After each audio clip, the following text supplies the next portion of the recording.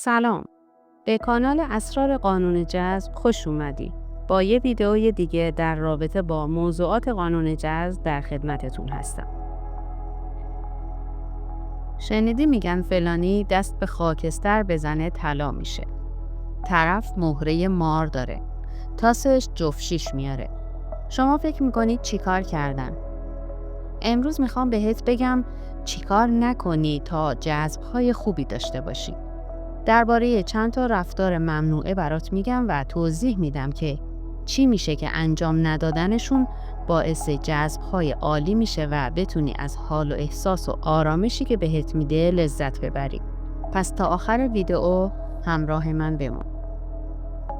تو ویدئوهای قبل درباره باورهای محدود کننده و راه تغییرشون گفتیم و گفتیم که باور از تکرار توجه، احساس و فکر غالب ما به وجود میاد و هر چقدر تاییدش کنیم و قبولش داشته باشیم مثل این میمونه که یه رشته دیگه به یه طناب اضافه کردیم و اون طناب استحکام بیشتری پیدا میکنه. اگه شرایط حال و احساس و زندگیت خوبه که چقدر عالی، اما اگه اینطور نیست نگران نباش و امید داشته باش، چون تنها نیستی. من نمیخوام اینجا کلمات کلیشه‌ای یا جملات انگیزشی بهت بگم که آخر ویدئو یه آدم پر انرژی هیچی ندون باشی، بلکه میخوام با اراده و تصمیم خودت بهت کمک کنم تا از این شرایط خارج بشی. اتفاقات و زندگی ما در کودکی، تجربیات گذشته و یا اتفاقاتی که در اجتماع میفته در ساختن باورهای ما تأثیر گذارن. قسمت تلخ و دشوارش اینه که وقتی ما اون اتفاقات رو غیر قابل تغییر میدونیم، واقعیتشون رو باور میکنیم و ذهن ما فعالانه به دنبال شواهدی برای تایید اونها میگرده. مثلا اگه در یه سخنرانی عمومی خوب نیستی، ممکنه که به هر توپق یا مکث ناخوشایندی تمرکز و توجه کنی و با تکرارش خودت باورت بشه که تو سخنران خوبی نیستی و به مرور به جای اینکه دنبال آموزش و تحقیق درباره تقویت و اصلاح فن بیان بگردی، راحت قبول میکنی و برای خودت یه باور محدود کننده میسازی. وقتی به این چالش برخورد میکنی، خوشبینانه بهش نگاه کن که اولین قدم رو برداشتی و نسبت به باور محدود کننده خودت آگاه شدی و شناختیش. کاری که برای برطرف شدنش باید بکنی اینه که ببینی افکار منفی که به ذهنت میاد و مانع تو میشه چیه. با صداقت و شهامت اونا رو بنویس. شواهد رو به چالش بکش و سوالهای درست از خودت بپرس و فکرتو عوض کن. از ماجرا فرار نکن، باهاش روبرو شو و دنبال راه حل برای برطرف شدن اون موضوع باش. وقتی خودت و توانایی‌هاتو باور کنی، اون وقت میتونی خیلی راحت باورتو عوض کنی. مثلا به جای اینکه بگی پول کمه و سخت به دست میاد، ببینی و باور کنی که دنیا پر از فراوانیه و تو همین شرایط اقتصادی و تو همین اجتماع خیلیا دارن خوب پول در میارن. با تکرار این تغییرات باورهای جدید ساخته میشن، اعتماد به نفست بالا میره و جذب‌های خوب شروع میشه و به یک جمله کلیدی میرسی که باور کن تا اتفاق بیفته.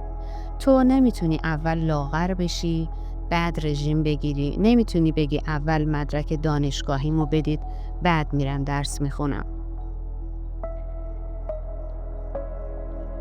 همه ما زندگی آروم و دوست داریم، اما گاهی ناخودآگاه درگیر حاشیه و چالش میشیم. اگه از اون دست افرادی هستی که رفتار و زندگی آدمای دور و برت باعث نگرانیت میشه و به شکل عادت زیاد بهشون توجه میکنی و مدام میگی چرا اینطوری گفت؟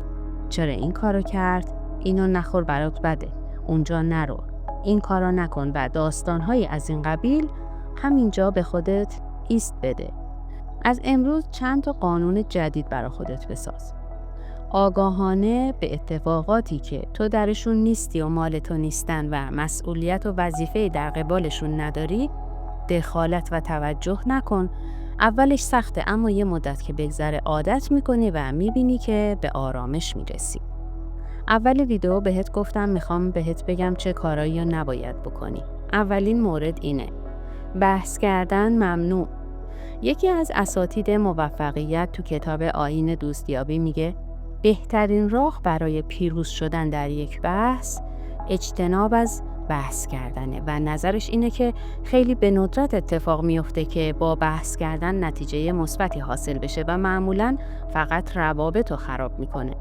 ما نمیتونیم شرایط، افکار و عقاید کسی رو تغییر بدیم و حتی اگه شدنی هم باشه این کار به قیمت آسیب و صدمه زدن به خودمون تموم میشه. پس عقل سالم حکم میکنه که بحث نکنیم، چون تهش هیچی در نمیاد جز یه اعصاب خراب و ارتعاش منفی.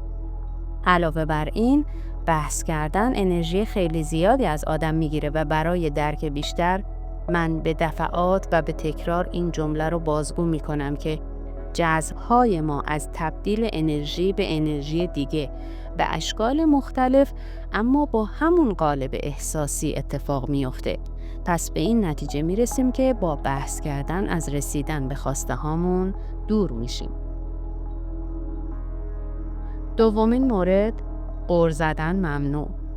یه اتفاقی میفته، موضوعی پیش اومده، کسی کاری انجام داده و اون خواسته و مورد علاقه تو نیست. درسته که اون اتفاق اذیتت میکنه، اما وقتی مدام غر میزنی و اعتراض میکنی باز هم مثل بحث کردن داره انرژی از تو ساطع و آزاد میشه و طبیعتاً همون انرژی با همون قالب احساسی به اسم جذب خواسته ها بهت برمیگرده. اما غافلی از این که در واقع تو با این کار داری جذب ناخواسته ها رو برای خودت رقم میزنی. در رابطه با این دو موضوع گاهی میشه با پرسیدن سوالهای درست از خودمون بار منفی این اعتراضات رو کم کرد.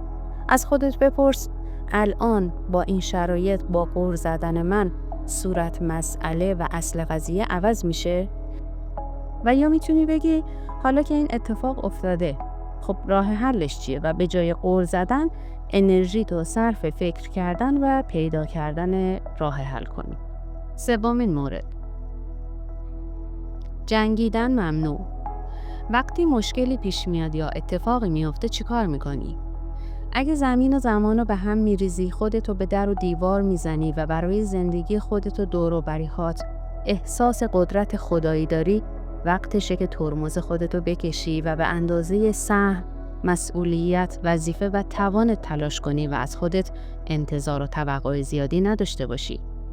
وقتی تلاشتو میکنی و درست نمیشه، دست از جنگیدن بردار و تو اینجور شرایط تسلیم شو و رها کن. وقتی تسلیم میشی و از دست و پا زدن دست میکشی، خدا، جهان، کائنات، ملکه هستی، نیروی برتر و یا هر اسم دیگه که تو براش میذاری شروع به درست کردن اون موضوع میکنه. یه نکته مهم که باید بگم اینه که همیشه نمیتونی توقع داشته باشی که مسائل حل و یا اونجوری که تو میخوای درست بشه. ما از پشت پرده این موضوع بیخبریم و ممکنه اون چیزی که ما میخوایم به خیر و صلاح واقعی ما نباشه.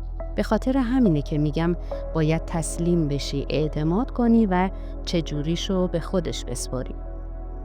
شاید الان درک و باورش برات راحت نباشه و بگی رفتار ممنوعه چه ربطی به قانون جذب داره، اما اینو بدون که انرژی از بین نمیره، فقط از شکلی به شکل دیگه در میاد.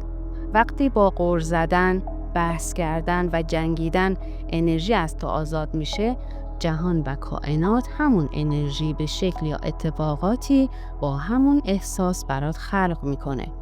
تو ویدئوی قبل گفتیم که احساس من خالقه. پس از امروز مراقبت و به این موارد اعتماد کن. انجامشون بده و خودت از نتایجی که میگیری ربطش رو متوجه میشی و به آرامش میرسی. اگه مطالب این ویدئو از کانال خودت اسرار قانون جذب، احساس و آگاهی مثبت و سازنده بهت داده، این کانال رو سابسکرایب کن و حال و احساس و نظرات تو برام بنویس. تا ویدئوی بعدی از کانال اسرار قانون جذب، در پناه خدا باش.